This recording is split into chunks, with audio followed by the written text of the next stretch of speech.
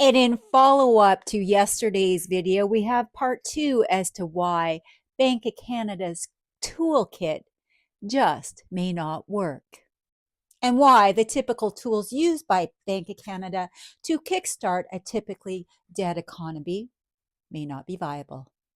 So typically, when the economy weakens, the central bank will cut interest rates.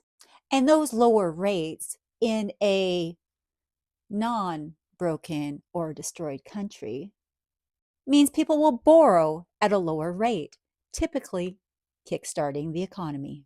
More spending, more investing. The economy picks up and things start improving economically.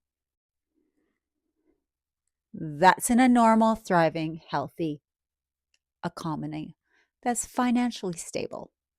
This is not what we're seeing in Canada right now after 11 years under Liberal leadership.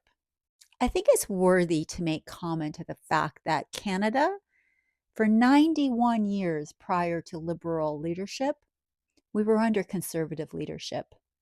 This country was stable. This country was economically viable. We had a strong, healthy, and thriving housing market. We had a healthy immigration system. We had jobs. We had low costs. Canadians had hope. And what we have now under 11 years of Liberal rule is a broken country that is evolving into chaos. But let's get back to the task at hand. So what happens when you have inflation happening at the very same time? You can't cut rates because cutting rates could actually make the inflation worse, with more cheap money chasing the same amount of goods. While ironically enough, this also pushes up the prices and the costs of all goods and services in Canada. Leading us to this headline by the Bank of Canada Deputy Governor, who said something rather remarkable, that monetary policy sometimes needs to be tightened, even when the economy is weak. In other words, sometimes you have to raise rates in an economy when people are struggling, and hold them high even when people can no longer afford rent, grocery, mortgage payments. And many people find it incredibly counterintuitive to raise rates when people are struggling. And this makes sense, that at times monetary policy needs to be tightened when the economy is in fact weak. Yet that is the difficult trade-off when a supply shock is expected to have larger or persistent impacts on inflation.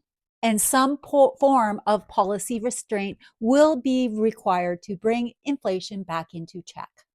But let's think about what that means in everyday Canadian layman's terms, because really that's what matters, is that Canadians understand what is happening. The economy is slowing down. People are losing jobs.